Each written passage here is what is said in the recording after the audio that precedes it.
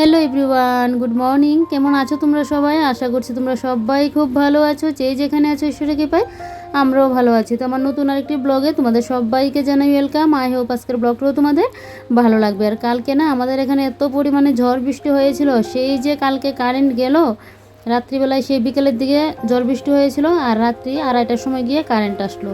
কালকে তো একদম ঘুমের 12টা বেজে গেছে, যা অবস্থা। আর এখন 7টা বাজে, তো 7টার আগে ঘুম থেকে উঠলাম। আজকে আর মর্নিং ওয়াকে বেরোইনি, কী আর বেরোবো বলো। রাত্রিবেলায় ঘুমই হয়নি, ঝড় বৃষ্টির এই আনন্দ উপভোগ করতে গিয়ে এদিকে সারাটা রাত্র অশান্তিতে কাটাতে হলো। আর বাইরে এই বস্তাটা ছিল, আর এদিকে ঘরে পাপুস ছিল। ঘরের মধ্যেও না কালকে পেছনের রুম, আমার রান্নাঘরের মধ্যে এত পরিমাণে জল ঢুকলো। অতিরিক্ত হাওয়াটা দিলেই এরকমটা হয়, বৃষ্টির সাথে যদি হাওয়াটা একটু বেশি থাকে। আমাদের বাড়ির 2টা বাড়ির পরে একটা আম গাছ তো পুরো ভেঙে পড়লো ছাদের উপরে, এত এত পরিমাণে হয়েছে। আর যে কারেন্ট আসছে না, ওইটাও শুনলাম বাজারে কোনখানে জানি মেন লাইনের উপরে নাকি গাছ ভেঙে পড়লো। তাহলে তো এরকমটা হবে। তো এদিকে মুখ টুক ধুয়ে এদিকে ওর জন্য বসিয়ে দিলাম লিকার চা। ওদিকে লিকার চা খাবে, আদা গোলমরিচ লং দিয়ে বানিয়ে দেবো। আর এদিকে আমার জন্য করে নেবো এখন বেলপানা। তো এদিকে দেখো বেলটা করে নিচ্ছি। আর আজকে বেলপানা দিয়ে ভাবছি এতটা বেল তো আমি খেতে পারবো না, ও আবার খাবে না। ভাবছি একটু আইসক্রিম বানিয়ে নেবো। তবে এটার মধ্যে যদি একটু লিকুইড দুধ থাকতো ভালো হতো। তো আমি গরু দুধটাই নিয়েছি। দেখি, আমার কাছে তো আর আইসক্রিম বানানোর জন্য অন্য আলাদা রকম কোনো কিছু নেই, আমি কাপের মধ্যে করেই বানাবো। তো এর মধ্যে বেলপানা যেভাবে বানাই না, এভাবেই কিন্তু বানাচ্ছি। আইসক্রিম বানাতে গেলে তো অন্য কোনো কিছু দিতে লাগে, তো ওগুলো আর কোনো কিছুই আমার কাছে নেই এখন। আর আগে থেকে তো প্ল্যানও নেই যে আইসক্রিম বানাবো, এটা হঠাৎ করে আমার হয়েছে। তো তাই জন্য কিন্তু এটা দিয়ে বানিয়ে নিচ্ছি। তো দেখো 2টা কাপের মধ্যে এভাবে চামচটা দিয়ে দিলাম, কারণ আইসক্রিমের মধ্যে তো কাঠি থাকে, না হলে এটা খাবো কী করে। তো তার জন্য এরকম 2টা চামচ দিয়ে দিলাম। দিয়ে এদিকে রান্নাবান্না আজকে তোমাদের দাদাভাই করছে, আমি কোনো রকম একটু কাটাকুটিটা করে দিয়ে আসলাম। আর এদিকে আমি দেখো এখন ঘরটাকে ক্লিন করে নিচ্ছি। কালকে তো ঝড় বৃষ্টির কারণে এত পরিমাণে ঘরের মধ্যে ধুলোবালি ঢুকলো না, সে যদি ঘরদোর পরিষ্কার না করি আমার যেন আজকে আমি শান্তি মতো থাকতেই পারবো না, এত পরিমাণে ধুলোবালি পড়েছে। আর আজকে আমি রান্নাবান্না করতে পারছি না, কেন বলো তো? কালকে এই ঝড়ের কারণে না আমার বাড়ির অনেকগুলো ফুল গাছ বলো, তারপর একটা বেগুন গাছ, যে বেগুনগুলো ধরে আছে, ওই বেগুন গাছটা পুরো পড়ে গিয়েছিল। তো আমি না বৃষ্টিটা কমার পর সন্ধ্যার 8টায় আমি একটা ফুল গাছও লাগিয়ে দিলাম। আর বেগুন গাছটা যেহেতু ঢলে পড়ে আছে, ভাবলাম কি রাত্রিবেলায় যদি বৃষ্টিটা হয় তাহলে তো বেগুন গাছটা পুরো একদম হয়ে যাবে, নষ্ট হয়ে যাবে। আর কতগুলো বেগুন গাছের মধ্যে ধরে আছে, ছোটো ছোটো বেগুনের এসেছে। তো তাই ভাবলাম বেগুন গাছটা একটু তুলে দিয়ে আসি। আর যেই না কাঁচির পেছনটা দিয়ে বেগুন গাছের একটা স্টিকের মতো দেওয়া ছিল, ওইটার মধ্যে একটু বাড়ি দিতে গেলাম যে বেগুন গাছের স্টিকটাকে একটু শক্ত করে দিয়ে যাতে গাছটা না পড়ে। এটা দিতে গিয়েই না আমার আঙ্গুলের অবস্থা তো পুরো শেষ হয়ে গেল। কি বলবো তোমাদেরকে, চামড়া না কিনার দিয়ে পুরো ঝুলে আছে, পুরো যেন মাংসটা পুরো থেতলে গিয়েছে। নখটার মধ্যে কিছু হয়নি, কিন্তু নখের সাইডটা দিয়ে পুরো ইয়েটা না মাংসটা পুরো থেতলে গেছে, চামড়া তো পুরো ঝুলে আছে। আর সেটা দেখে তো আমি তো পুরো যেন পাগল পাগল হয়ে যাচ্ছি, এরকম রক্তও বেরোচ্ছে। তাড়াতাড়ি ঘরে এসে হাতটা ধুলাম, ধুয়ে তারপর এই লাগালাম, ডেটল লাগালাম, তারপর গাঁদা ফুলের পাতা লাগালাম, ওগুলো লাগিয়ে তারপর গিয়ে হাতটাকে ভালো করে বেঁধে নিয়েছি। তো ফার্স্টে না ব্যথা ট্যাথা ছিল না, আমি তো সুন্দর দিব্যে করছি। আর তোমার দাদা বাড়িতে ছিল না, ওকে আবার বললাম ও হাতে যে ব্যথা পেয়েছি, ও বলেছিল ওষুধ আনার জন্য। আমি বলেছি না, বেশি ব্যথা পাইনি, বেশি একটা হয়নি এরকম। তারপর তো সারাটা রাত্রিবেলা এই হাতের যে কি ব্যথা, কি টন টন শুরু হলো। আমাদের যেরকম একটা ফুরাটুরা উঠলে যেরকম একটা পেকে গেলে যেরকম একটা টন টন করে, সেই রকম হাতের অবস্থা হয়েছিল। তার উপর আবার কারেন্ট নেই, যা ইচ্ছা তা অবস্থা। কালকে রান্নাও করতে পারিনি, এক হাতে দিয়ে না এই বাঁ হাত দিয়ে সয়াবিন তরকারি করেছিলাম, রুটি করেছিলাম। কালকের আবার দুপুরে কোনো কিছু ছিল না, তো বলেছিল রাত্রে রুটি আর সয়াবিন করার জন্য, তো ও বলেছিল এসে করবে। তা আমি বলছি যে কিছুটা এগিয়ে রাখি, কারেন্ট নেই, 2 ঘরের চার্জের লাইটের চার্জও চলে যাচ্ছে। তারপর এদিকে এমনিতে যে একটা হাতের চার্জ লাইট, ওইটাও চার্জ চলে যাচ্ছে। তো আমি না কিছুটা এগিয়ে রাখি।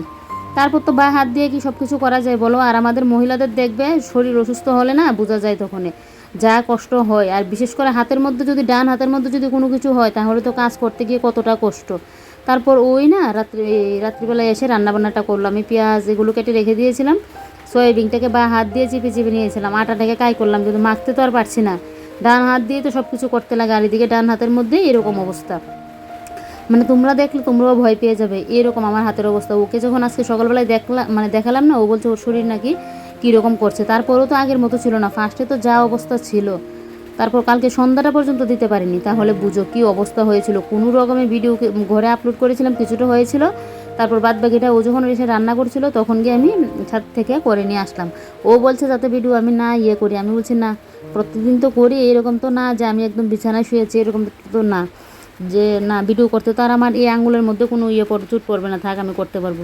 তো তাই নিয়ে আসলাম, অর্ধেকটা ঘরের মধ্যে হয়েছিল আর অর্ধেকটা ছাদ থেকে গিয়ে করে নিয়ে আসলাম। যা কষ্ট তোমাদেরকে কি বলবো, ডান হাতের মধ্যে কিছু হলো। এখন যে ঘরের কাজগুলো করছি ও কিন্তু আমাকে বকাঝকা করেছে এগুলো যাতে না করি, কিন্তু কি বলো তো বন্ধুরা, একদম যখন বেশি অসুস্থ থাকি, বিছানায় পড়ে থাকি, তখন তো আমি এগুলো আর করতে পারি না।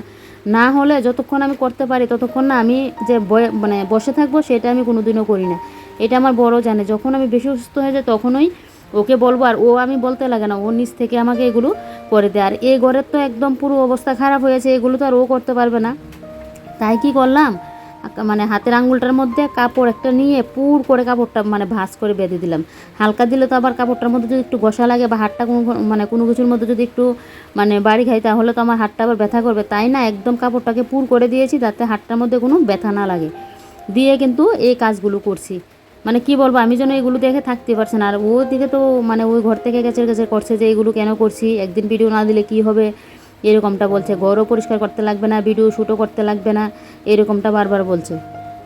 কালকে ঘর পরিষ্কার করো, আমি বলছি ঘর যেহেতু পরিষ্কার করব আর ভিডিও শ্যুট করতে কি মানে কিসেরই আছে, ভিডিও শ্যুট তো আর আমি হাতে নিয়ে নিয়ে করছি না, এটা স্ট্যান্ডের মধ্যে লাগিয়ে রাখলাম। আর এগুলো তো আমাকে আজকে করতেই হবে, এত পরিমাণে ঝড় দিয়েছে না, ঝড় বৃষ্টি হাওয়ার জন্য তো কি আর বলি, তোমাদের বললাম না গাছ পড়ে গেলো আমাদের বাড়ি, 2টা বাড়ির পরে। আর মানে সেই যে একটা ধুলোবালি আসলো, কদিন যাবত তো বৃষ্টি ছিল না, তাহলে তো বুঝতে পারছো মাটি কীরকম শুকিয়েছিল। মানে দেওয়ার সাথে সাথে কী পরিমাণে ধুলোবালি, সেইটা যেন পড়লে শরীরের মধ্যে চুলকানো শুরু হয়ে যাচ্ছে। বাসি করে একবার সকালে ঝাড় দিয়েছিলাম, কতগুলো ফেললাম, এখনও আবার ঝাড় দেওয়ার সময় তো পড়বেই। তো সেই জিনিসপত্রের উপর তো ধুলোবালি পড়লো, তাই এগুলো করিয়ে নিচ্ছে আস্তে আস্তে করে। কি করব বলো, একা সংসার হলে তো এরকমটাই হয়। সে আমি তো আর অন্য কারোর উপর ভরসা করে থাকতে পারবো না যে না আমাকে এটা এনে করে দেবে বা কেউ এসে করবে, এটা তো আর করবে না বলো। একদিকে তো কালকে কারেন্টের জন্য ঘুম হয়নি, তো ঘুম না হলে শরীরটা কিন্তু ভালোও লাগছে না, তারপরও এগুলো করতে হবে বলে বলছি। মানে একা সংসার হলে না এরকমটা হয়, আর বিশেষ করে শরীর যখন অসুস্থ হয় তখন তো আরও বেশি ঝামেলা হয়ে যায় একা সংসার হলে। তারপরেও আমার বর এগুলো করে দিচ্ছে, ও মানে যখন দেখে আমি একদমই পারছি না, ও নিজে থেকে না করে, আমি ওকে বলতেও লাগে না যে আমি মানে পারছি না এগুলো করে দাও। ও জানে আমি যতক্ষণ সুস্থ থাকবো না কোনো কিছু ওকে বলবো না যে আমাকে এটা করে দেওয়ার জন্য। যখন অসুস্থ হই তখন তো আমি নিজেও অনেক সময় বলি, আর বললাম না বেশিরভাগ ওই আমাকে করে দিয়ে নিই, যে দেখছে আমি আর পারছি না। তাই তো এদিকে দেখো, এই যে এবারে তোমাদের সাথে কথা বলতে বলতে কিন্তু আমি বেশ কিছুটা কাজ করে নিয়েছি। আর আজকে অতগুলো কাজ কিন্তু করতাম না এই হাত নিয়ে, কালকে ঝড় বৃষ্টির জন্য এরকমটা করতে হয়েছে। আর এদিকে দেখো এই ড্রয়ারগুলোর মধ্যে আমার যে কতগুলো জিনিস, ও তো এই হলুদ ড্রয়ারটার মধ্যে ও জিনিসপত্র রাখে, ও তো রাখতে এসেই বলবে কাচের কাচের করবে যে এটার মধ্যে এত জিনিস কেন আমি রাখি, একটা ড্রয়ারও আর খালি নেই, এত পরিমাণে জিনিস। নিজের জিনিসগুলো মানে যখন একটা কোথাও যাবো একটা জিনিস বের করতে যাই, নিজে আর খুঁজে পাই না এই জিনিসগুলো কোথায় রাখলাম, কোনটার মধ্যে রাখলাম। আর ধুলোও পড়েছে, তো তাই সমস্ত ড্রয়ারগুলো খুলে নিয়েছি, নিয়ে এগুলোকে ভালো করে একদম মুছে নিচ্ছি। তো পরিষ্কারটা করে তারপর ড্রয়ারে যা যা লাগবে সমস্ত কিছু বের করব, আর যেগুলো লাগবে না ওগুলো তো ফেলে দেবো। আর কালকে তো কোনো ব্লগ শ্যুট করিনি, কালকে কি করেছিলাম জানো তো, কালকে রান্নাবান্নার পর আমি আমার পেছনের রুমটা কালকে পরিষ্কার করেছিলাম। পেছনের রুমে ড্রামের মধ্যে পুরনো কাগজপত্র, আমার যে টেট পরীক্ষা দিয়েছিলাম ওই সমস্ত বই, তারপর জেরক্সের মানে নোট টুট ছিল, আরও কত কিছু পলিথিন টলিথিন আরও কত কিছু ছিল ড্রামের মধ্যে রাখা। ইঁদুর এতদিন যাবৎ বসে বসে এগুলোর মধ্যে একদম ছিন্ন ছাড়া করে দিয়েছে, কেটে কোনো কিছু আর একটা মানে ভালো আসতো নি, এরকম ছিঁড়ে একদম টুকরো টুকরো করে দিয়েছে। ওইগুলো না আমি হঠাৎ করে এই একটা টাগের মধ্যে কী যেন রাখবো, জায়গা হচ্ছিল না, তো ভাবলাম ড্রামটার মধ্যে রাখি।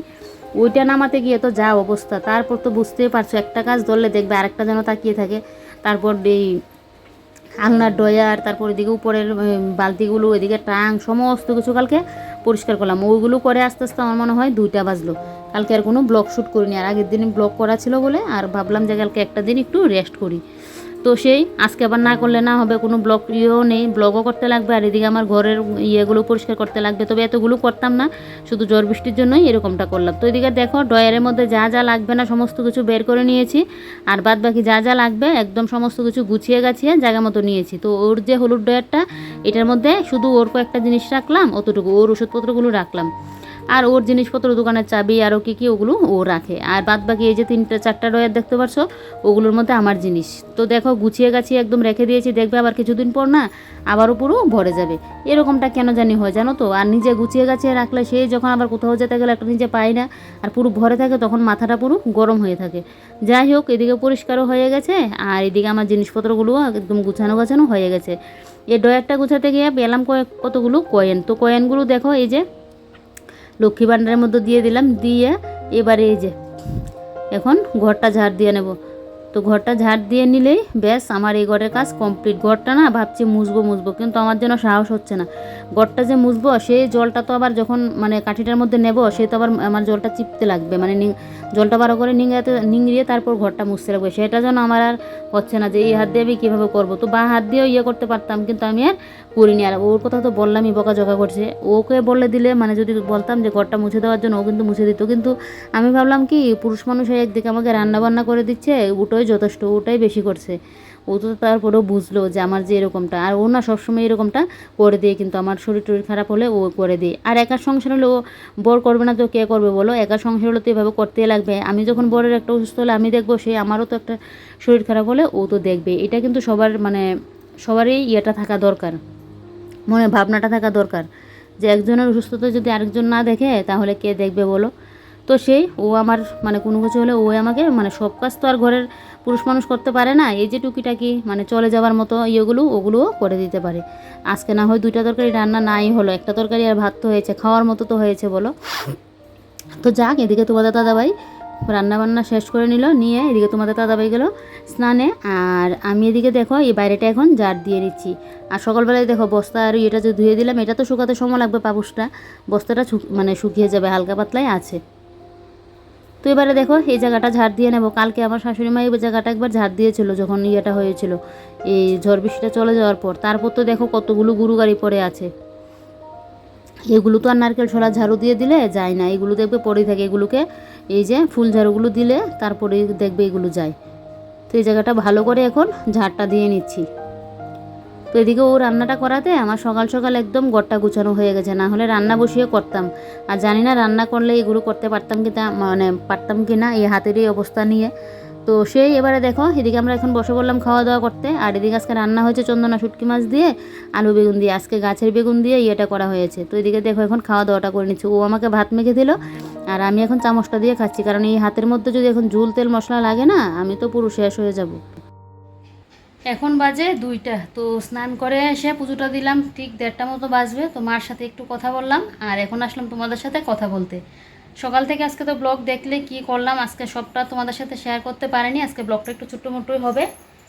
কালকে তো আমাদের এখানে এত পরিমাণে ঝড় বৃষ্টি দিয়েছে, সেই তো ঝড় বৃষ্টির ইয়েতে খুব খুশি, কিন্তু সারাটা রাত্র না অশান্তির মধ্যে কাটাতে হলো। ঝড় বৃষ্টির শান্তি উপভোগ করতে গিয়ে সেই শেষে সারাটা রাত্র অশান্তির মধ্যে কাটাতে হলো। সেই যে কারেন্ট গেল বিকেল থেকে, সেই রাত্রিবেলায় 2:30টার সময় মনে হয় কারেন্ট আসলো। এই একবার উপরে বিছানার মধ্যে শুচ্ছি, আবার নিচে শুচ্ছি, এরকম। তোমাদের দাদাভাই শরীর খারাপ করছে, আর আমার এদিকে হাতে ব্যথা পেয়েছি ঝড়ের জন্য। এত পরিমাণে হাওয়া দিয়েছিল না, আমার বেগুন গাছ লাগানো ছিল একদম পুরো মাটিতে ফেলে দিয়েছিল। সেটাকে আমি তুলে ঠিক করে দিতে গেলাম, আর গিয়েই তো আমার হাত পুরো একদম থেতলে গিয়েছে। এই যে এই আঙ্গুলটা সাইড দিয়ে পুরো থেতলে গিয়েছে। তো সেটা নিয়ে তো যা অবস্থা, এই যে দেখো এখন এই ব্যান্ডেডটা দিয়ে রাখলাম, না হলে তো কোনো কিছু করতে পারছি না। তারপরেও রান্নাঘরের কাজ তো কিছুই করিনি, ও সকালবেলা উঠেই এগুলো করলো। আর কালকে যেহেতু লেট করে ঘুমিয়েছিলাম, আর সকালবেলায় হাঁটতে বেরোবো কি, ওটা তো আর করিনি। আর আমার তো একদমই ঘুম হয়নি, একদম বলতে একদমই না। তারপর মশার কয়েল জ্বালিয়ে ঘুমিয়েছিলাম। এই ঘরের চার্জ লাইটেরও চার্জ চলে গেছে, ওই ঘরেরও চলে গেল। হাতের যে একটা এমনিতে যে একটা চার্জ লাইট আছে, ওইটারও চার্জ চলে গেল। তারপর মোবাইলের লাইট জ্বালিয়ে তারপর খেতে বসলাম। এরকমটা কালকে হয়েছে, এরকম আমার আর কোনো দিনও হয়নি। তারপর তো হাতের যা অবস্থা, ও আমাকে বলেছিল বেশি ব্যথা পেয়েছে কিনা, আমি বলেছি না না একটুখানি পেয়েছি, মানে ওষুধ লাগবে না। ও বলেছিল ওষুধ আনার জন্য, আমি বলেছি লাগবে না। আর ঝড় বৃষ্টির দিকে তো জন্য তো আমাদের এখানে কারেন্ট নেই, ও চলে এসেছিলো এই ঠিক 8টার দিকে। আর আমি না এক হাতে কালকে সয়াবিনের তরকারি করেছিলাম, আর আটা যে কাই করেছিলাম, এই এক হাতে করলাম। সয়াবিনটা এই হাত দিয়ে চিপে চিপে নিলাম। কিন্তু দেখবে আমাদের সব কাজে কিন্তু ডান হাত দিয়ে করতে লাগে, সব কাজ কিন্তু বা হাত দিয়ে হয় না। তো মাখতেও তো পারবো না হাতের, কারণ পুরো বললাম না চামড়াটা পুরো থেতলে গিয়েছে, যা অবস্থা, পুরো চামড়াটা যেন ঝুলে আছে এরকম। ও তো আর সকালবেলা দেখে, ও বলছে ও যেন তাকাতে পারবে না, এরকম অবস্থাটা হয়ে আছে হাতের। সেই তারপর ও এখন আসার সময় ওষুধটা নিয়ে আসবে, কারণ কালকে তো আমি না করেছিলাম, যা বকা দিয়েছে তার জন্য হাতটা না রাত্রিবেলায় কালকে ব্যথাও করেছে। তো সেই তারপর সকালবেলায় উঠে ও বলছে ও রান্না করবে। তো একটা তরকারি হয়েছে, শরীর অসুস্থ থাকলে যা হয়। আর এই ঘরটা আমি একটু গুছিয়ে গাছিয়ে নিয়েছি, হাতের মধ্যে একটা কাপড় ভালোটাকে বেঁধে নিয়েছি, নিয়ে তারপর কাজগুলো করলাম। আমাদের মহিলাদের দেখবে শরীর অসুস্থ হলেও সংসারে কিন্তু কাজের তো আর শেষ হয় না। আর কালকে যেহেতু ঝড় বৃষ্টি দিয়েছিল, এত পরিমাণে ধুলোবালি তোমাদেরকে কি বলি আমি। সেই তো কালকে একবার মানে ঝাড় দিয়ে রেখেছিলাম, আর সকালবেলা একবার বাসি ঘর ঝাড় দিলাম, তারপর তো আবার ঘর গোছানোর সময় ঝাড়টা দিলামই। এত পরিমাণে ধুলোবালি, তো এই ঘরটা না মুসলাম আর না হবে, একটু কষ্ট হয়েছে। তারপরেও হাতের মধ্যে একদম মানে পুর করে কাপড়টা বেঁধে নিয়েছি, যাতে কোনো কিছুর মধ্যে লাগলো আমার হাতের মধ্যে ব্যথাটা না পাই। তো এই করে কাজগুলো করলাম আজকে। তো এই ঘরের কাজ করলাম, আর ঘরগুলো আর মুছতে পারিনি, সেটা জন্য আর আমার হাতের জন্য আমি করতে পারছি না। এই যে ইয়ে করবো, এটার জন্য আমার দ্বারা হবে না। আর ওইদিকে রান্নাবান্না করছে, ওকে আবার বলবো ঘর মুছে দিতে, ও তো এটাই বেশি করেছে, ভাত আর একটা তরকারি যে করলো। বাসন কুসন সকালের এমনিতেই পড়ে আছে, ওগুলো তো আর মাজতে পারছি না, কারণ এটার মধ্যে সাবানটা লাগলেই আমি মানে বাঁচতে পারবো না। চামড়া পুরো ঝুলে গিয়েছে, তাহলে বুঝো কী পরিমাণে ব্যথা পেয়েছি আমি, কেন যে কালকে এরকমটা হলো। তো এদিকে এখন পুজোটা, ও বলেছিল পুজো দিতে লাগবে না, ও এমনি ধূপ দেখিয়ে চলে যাবে। তাই আমি বলছি না, ভালো লাগছে না, কষ্ট হয়েছে তো কী হয়েছে, আমরা কি খাওয়া দাওয়া করিনি, খাই তো ঠাকুরকে আমার ঘরে উপোস রাখবো, আমি তো আর উপোস থাকিনি। তো সেই ঠাকুরকে উপোস রেখে যেন ভালো লাগছে না। তো এদিকে দেখো ঠাকুরের বাসনকুসন বা হাত দিয়ে দিয়ে ধুয়ে এনে এখন বাসনগুলো এখানে রেখে দিয়েছি। মানে বাসন ধোয়া হয়নি, কালকের বাসন ধোয়া হয়নি, বিকেলে ধুতাম, তো বিকেলে তো ঝড় বৃষ্টি চলে আসলো, তো এখন বাসনগুলো রেখে দিয়েছি, কালকে সকালের দিকে দেখি ধুয়ে নেব, এখন তো আর পারবোই না। তো এদিকে এখন শুয়ে থাকবো, এদিকে কারেন্টটা চলে আসলো, এদিকে উপরে জল তুলে নিচ্ছি, দুপুরে চার্জ লাইট চার্জ করে নিচ্ছি, কারণ কখন আবার বৃষ্টি চলে আসবে তাই। তো চলো এবার একটু রেস্টও করবো, আর আজকের ব্লগটা এখানে শেষ করবো। কাল আবারও কোনো নতুন একটি ব্লগে তোমাদের সাথে দেখা হচ্ছে। তোমরা সবাই ভালো থেকো, সুস্থ থেকো, এটাই প্রার্থনা করি। আর আমার ব্লগটা যে যেখান থেকে দেখছো, তোমাদের এখানে কি বৃষ্টি হয়েছে কিনা এটা কমেন্ট করে বলবে। চলো আজকের মতো বাই বাই, তোমরা সবাই ভালো থেকো, সাবধানে থেকো, কালকে আবারও কোনো ব্লগে দেখা হচ্ছে। টাটা।